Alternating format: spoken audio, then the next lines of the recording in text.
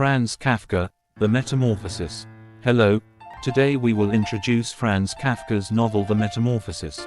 Introduction. One morning, when Gregor Samsa awoke from uneasy dreams, he found himself in his bed, transformed into a gigantic insect.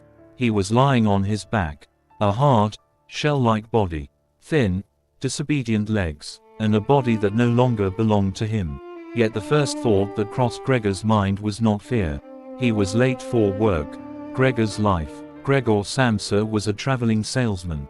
He had devoted his life to a job he did not love, to endless journeys, and to paying off his family's debts. His boss was strict. The job was not merely exhausting, it was the kind that destroyed a person. And now, Gregor was an insect, yet he still thought to himself, softly, like an inner voice, "How will I go to work like this?" The world behind the door. The door of his room was closed.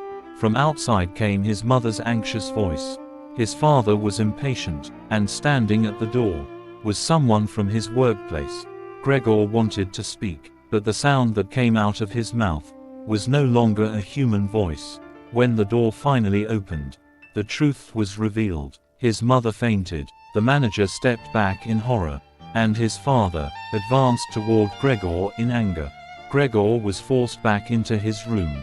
The sound of a door is imagined. The door closed. Loneliness. Days passed. Gregor could no longer eat human food.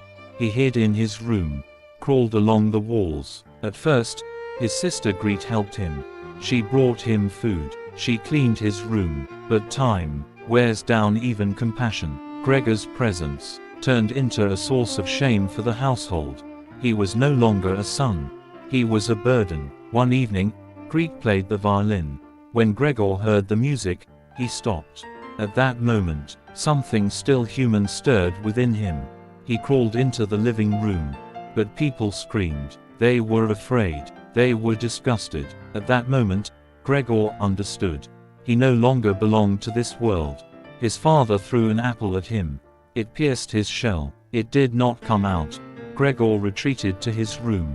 His strength was fading, and one morning, Gregor Samsa died quietly. His family felt relieved. The house was aired out.